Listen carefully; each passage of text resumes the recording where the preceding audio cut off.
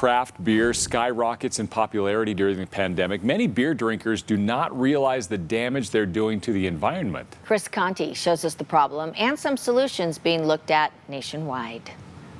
At Lamplighter Brewery, the only thing that prides them more than the beer they produce here is the packaging it goes out in. My partner and I love beer, love brewing. Kayla Marvel is the co-founder of this brew pub. They produce about 186,000 gallons of beer a year.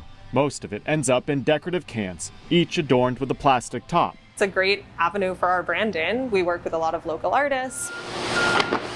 Those tops used at breweries nationwide are 100% recyclable. Millions of them are used each year.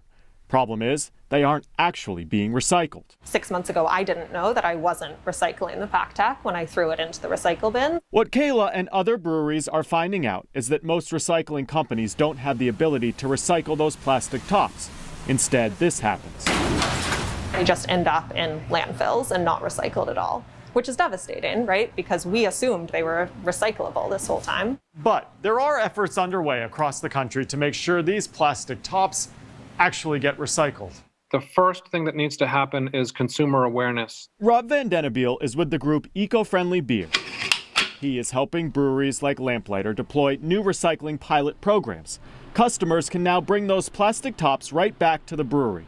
They will then be delivered directly to a company that recycles biomedical plastics. What can we do to help solve this issue? Aside from the environmental impact, recycling these beer tops can be good for business. Smaller breweries can reuse these items, and that is by far the best solution. It's better than recycling them. It's a problem that's only going to get worse as the United States overflows with breweries. In 2015, the country had about 4,800 craft breweries.